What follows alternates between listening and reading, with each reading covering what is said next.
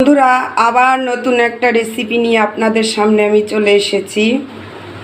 তো আজকে আমি করব এই যে বাটা মাছের ঝাল করব। বাটা মাছের ঝাল করব, সেটা আমি কি দিয়ে করব? দুটো উপকরণ শুধু, এই যে সর্ষে বেটে রেখেছি আমি শুধু, আর এই যে একটু কাঁচা লঙ্কা বেটে রেখেছি।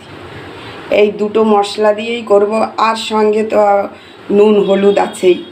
তো আমি প্রথমে মাছটাকে একটু হলুদ লবণ দিয়ে হালকা করে একটু ভেজে নেব।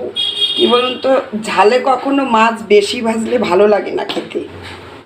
কড়াই গরম হয়ে গেছে, এইবার আমি মাছ ভাজবো। তেল দিয়ে দিচ্ছি।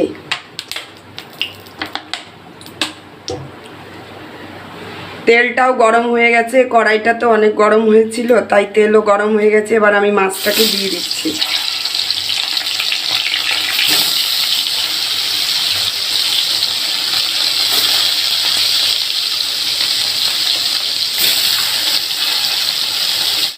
মাছ ভাজা আমার হয়ে গেছে, এই দেখুন। এবার আমি মাছটাকে নামিয়ে, এবার মাছটাকে কীরকম হালকা করে ভেজেছি, বেশি একটা কড়া করিনি, তাহলে ঝালে খেতে ভালো লাগে।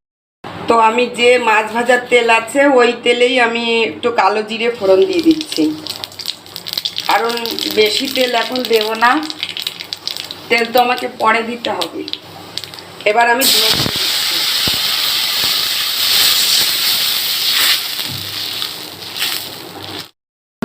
ঝোলটা জাল হয়ে এসছে, এবার আমি মাছগুলো দিয়ে দেবো একে একে। মাছগুলো দিয়ে দিচ্ছি। এবার আমি কি করব বলুন তো, আমি সর্ষে বাটা দিয়ে দেব। এবার আমি কাঁচা লঙ্কা বাটা দিয়ে দেব।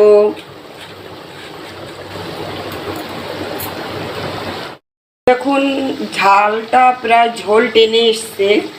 তো আমি এখন কি করব, এখন আমি এর মধ্যে একটু কাঁচা তেল দিয়ে দেব। এই যে